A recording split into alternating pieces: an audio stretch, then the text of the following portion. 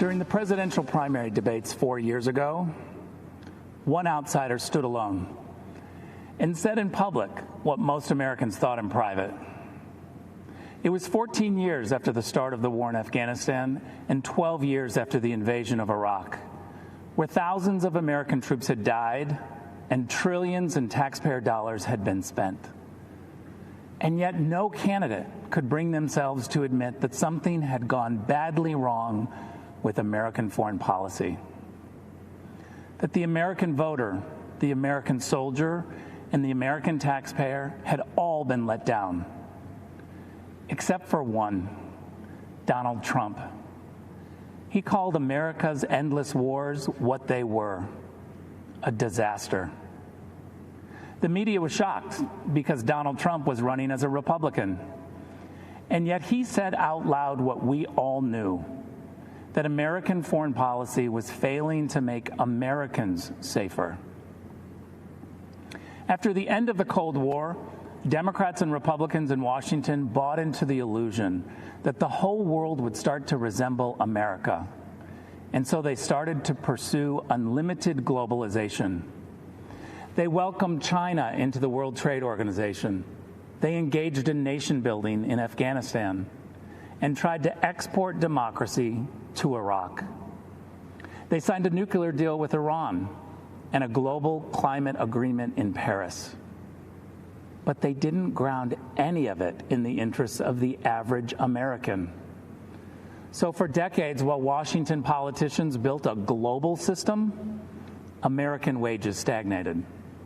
Our great cities and industries were hollowed out. Entire communities were devastated, and our manufacturing plants were shipped off to China. That's what happened when Washington stopped being the capital of the United States and started being the capital of the world.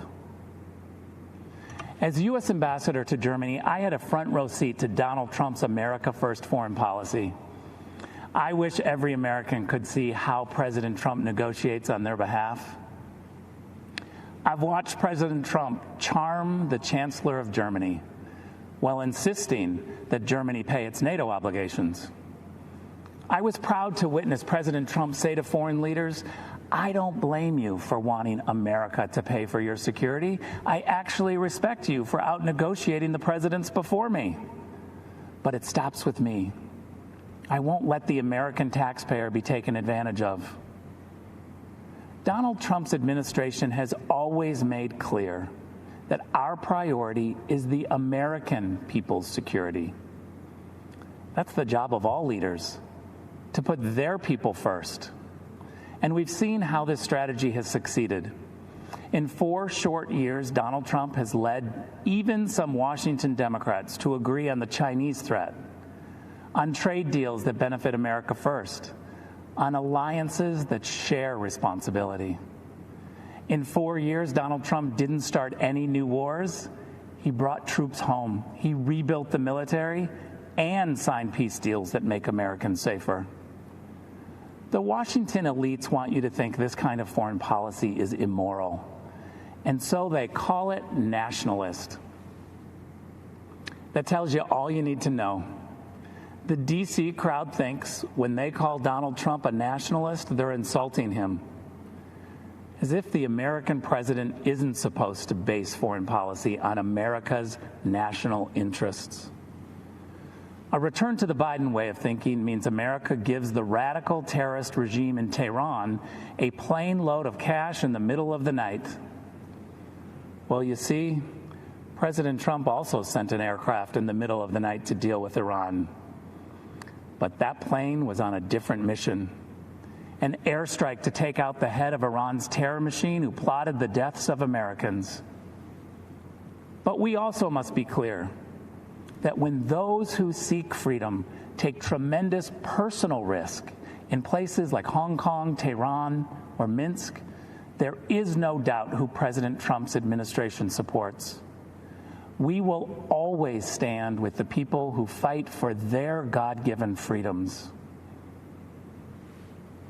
Don't be fooled. The Washington establishment is trying to sell you on their candidate. Joe Biden was first elected to the Senate in 1972, 48 years ago. Well, it's actually the typical Washington story. Just this year, 22 Democrats ran for president.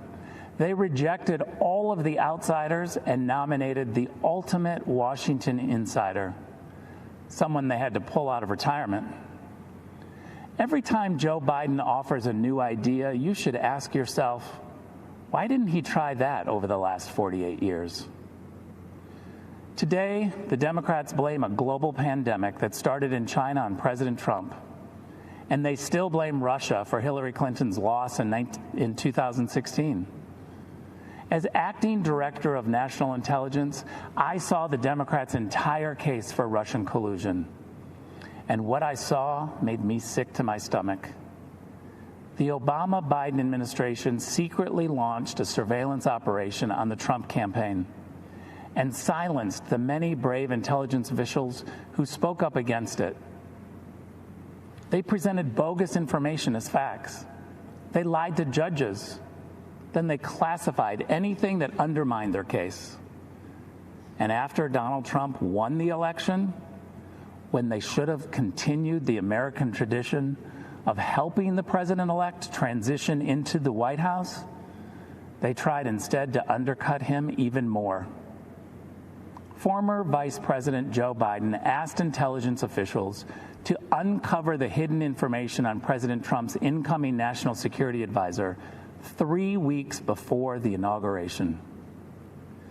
That's the Democrats. Between surveillance, classifications, leaks, and puppet candidates, they never want the American people to know who's actually calling the shots. But with Donald Trump, you always know exactly who is in charge. Because the answer is you. You're in charge. Not lobbyists, not special interests, not warmongers or China sympathizers or globalization fanatics. With Donald Trump and Mike Pence in the White House, the boss is the American people. President Trump rightly calls his foreign policy America First.